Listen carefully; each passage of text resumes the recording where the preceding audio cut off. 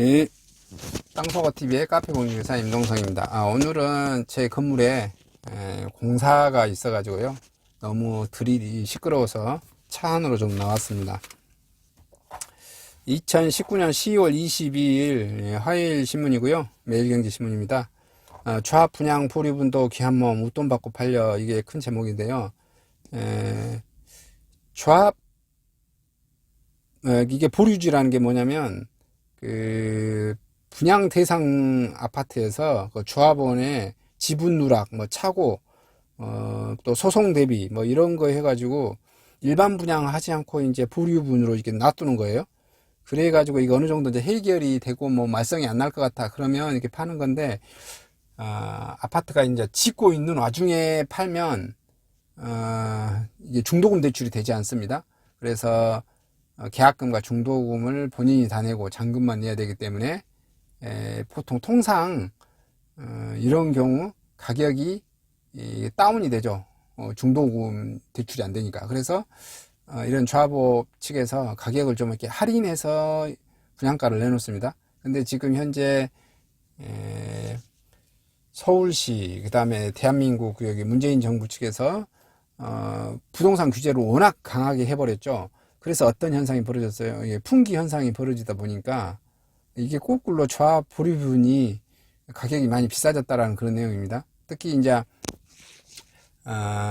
이게 준공이 나고 난 다음에 보류분이 이렇게 나오는 경우도 있고 그러거든요. 그렇다고 보면은 지금은 워낙 신규 아파트, C 아파트가 부족하다 보니까 어떤 현상이 벌어져 버린다.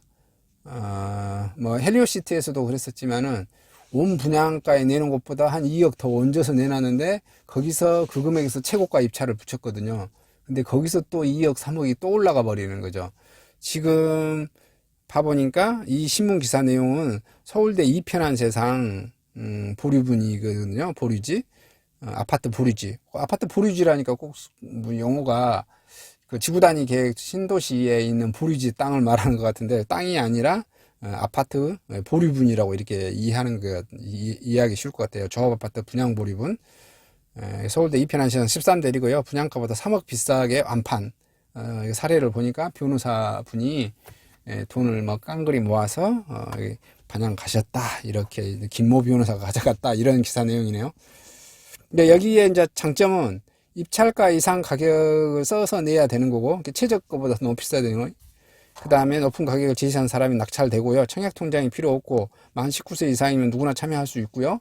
다음 중도금을 본인 돈으로 내야 된다는 것. 그러니까 어떤 현상이 벌어지죠? 돈이 있는 사람이 그냥 주워 가는 겁니다. 돈 없는 사람 못 가져가고. 그런 내용입니다. 그 다음에 이제 아파트 공시지가 이의 신청 안 했다가 큰일 날 뻔했네, 이게 제목이 잡혔습니다. 고무줄 감정원 공시지가 공동주택 총 2천억 원 내려 항의원 검증 강화해야. 2015년에 접수 통한 조정 금액이 2015년엔 3억 원, 2016년에 9억 원, 2017년에 23억 원, 2018년에 125억 원, 2019년에 올해 들어서 1913억 원. 올해 막 상반기 때 문재인 정부가 지금 초창기 때 많이 소득 1분위, 2분위자들 이렇게 많이 해주려고 돈 많이 좀 풀었었잖아요. 그 다음에 그 다음 년도에 또 이제 풀려고 하니까 돈이 없어. 그러니까 어떻게 해야 돼? 세금 많이 뜯어야 돼. 세금 많이 뜯으려 보니까 공시지가 많이 하려고 올 상반기 때부터 대단히 많이 했었던 것 같거든요. 그 감정평가원, 감정평가원에다 해서 감정평가에 감정평가사분들이 막 항의하고 뭐 했지만은 돈을 누가 주죠? 국가가 주죠. 이렇게 항의하다가 결국은 다 이렇게 하라는 대로 했었던 것 같아요. 그렇게 해서 금액이 너무 많다, 높이 책정하다 보니까 여기에 반발한 사람들 엄청 많고 뭐 그런 내용인 것 같습니다. 그래서 이의 신청 안 한 사람들은 그냥 세금 많이 두드러 맞고요. 이의 신청했던 사람들은 조금 덜 내고, 이런 내용이에요. 얼마나 이게 정부가 개판으로 했으면 이게 다음 기사도 보시면 행복주택이 평당 2억이래요. 그것도 실거래 신고를 했습니다.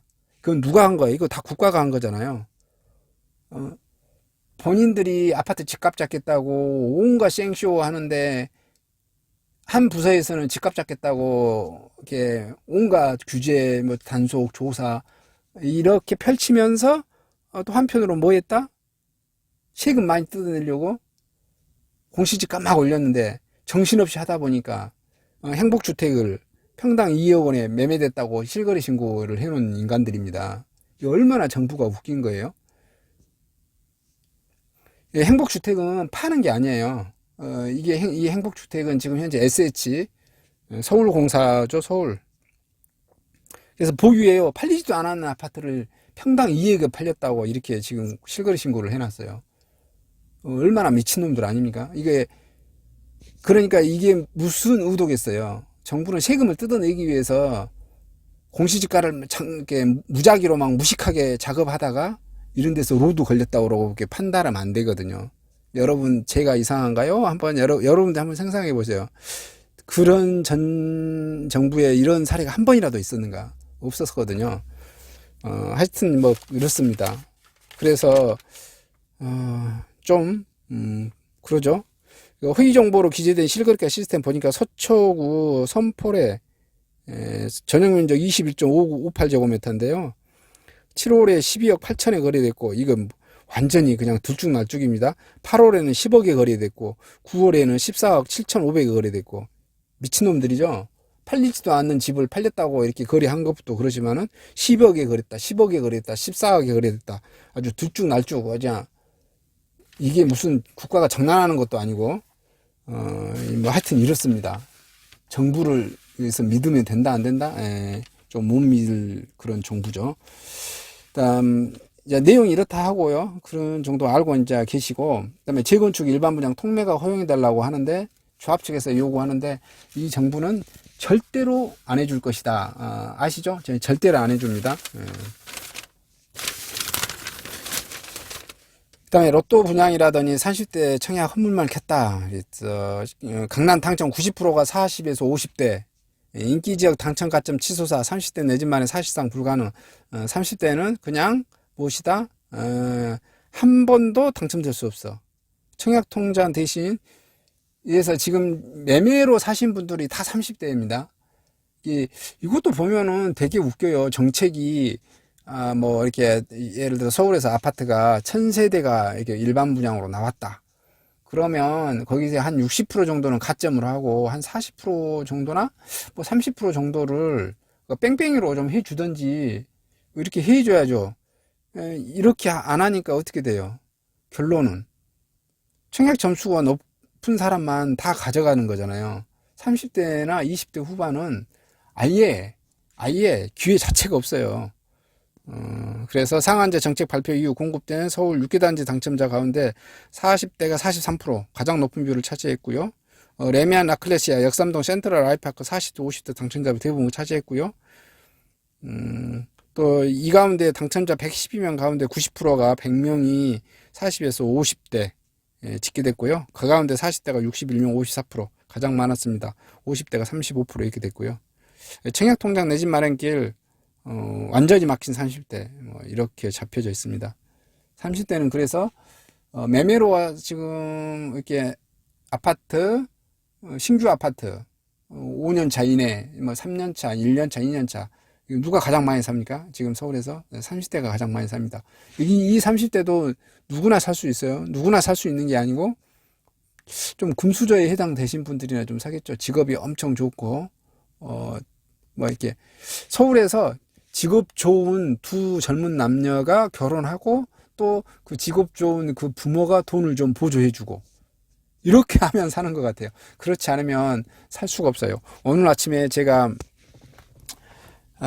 제 카페에 이거에 하나 좀 나와졌더라고요. 그 광주 실거래가 신고 계속 올려주는데 쭉 봤더니 강주구 광역시에도 아파트 가격이 13억, 12억, 11억, 10억, 9억, 7억, 8억, 6억 쭉 이 정도예요. 제가 혁신도시에서 아파트 2억 4천 주고인가 그 분양으로 샀는데 지금 생각하니까 인서울 하고 싶다라는 그런 말을 이렇게 많이 저도 뭐 해봤지만은 인서울이 아니라 인강주도 하기 힘들 정도로 지금 이제 혁신도시는 한 3억 정도 하잖아요. 3억 초중반 뭐 이렇게 하는데 야, 광주 집값하고도 차이가 너무 많이 난다. 이런 것을 확실하게 좀 느낀 것 같아서, 이번에 지금 이제 부영 아파트 5차 하는데, 광주 광역시에서 이게 집 마련하기 힘든, 그리고 이 젊은 시절에 빨리 마련하고 그 열정이 강한 사람들은